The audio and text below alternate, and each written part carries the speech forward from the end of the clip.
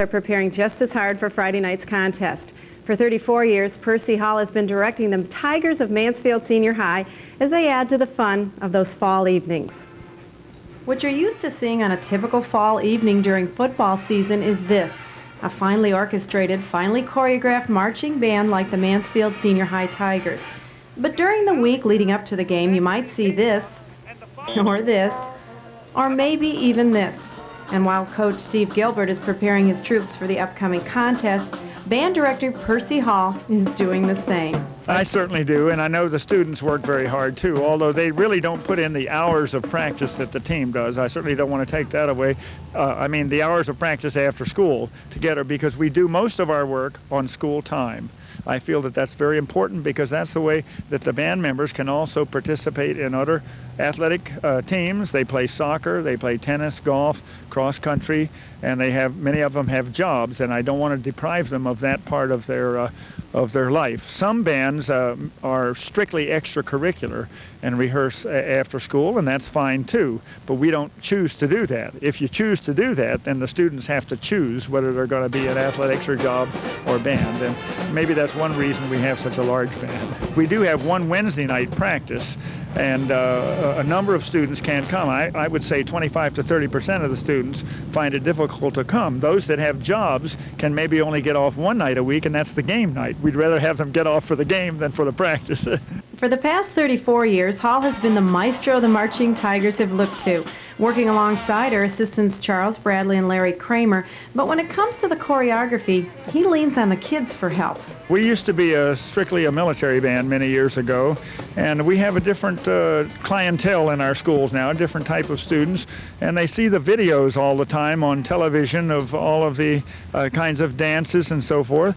And so I get the students, whenever I can, I get the students to show me some moves that they would like to do to the dances. Sometimes the moves are too subtle, and sometimes they're too complex for everyone to learn, but sometimes we try them anyway. Sometimes if we're real short on time, I have to figure out what to do, and I tell the kids, you're going to do it and you can complain later.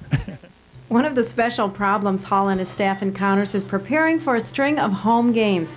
This year, Mansfield Senior opened with 3 straight home games, which of course meant 3 new routines. Yes, that does mean 3 different routines. However, when we say that, some people say, well, I hear you play that opening number every game. That's true. I think every band in the country prepares an opening number that they use as standard for all games. And then we do prepare 2 other numbers, 2 other new numbers. And if they're short, if something is short enough, then we can repeat another number from a previous week to fill out the time, or if there is no visiting band. During the September 13th home game against Barberton, Mansfielder Ed Jonnett was the guest saxophonist with the band.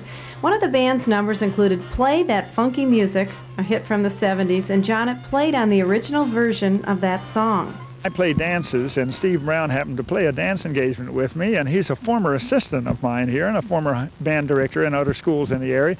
And we were making small talk, and he said, what are you playing this year? And I mentioned we're playing Play That Funky Music. And so he said, well, you ought to get Ed Jonnett, lives in Mansfield, who was in that group. Well, I didn't know Ed. I had heard of him and didn't realize that he was in the Wild Cherry group. And so I asked him, and he was more than willing to do it. He just loved doing it. And he's his own boss, I think, out at Whitey's, and so he could plan his schedule so he could come and practice with us. He was kind enough to come and practice twice with us, and I did it as much for an educational thing for the kids as entertainment for the people, because I wanted the young people to meet a professional musician and to hear how things go that way. And so it was a real nice experience. Well, the next time you experience this, be sure to remember there's a lot of this going on first. When I come back, we'll talk more football, and Joe Tate joins Mike Green. Stay tuned as Sports Weekend Magazine continues.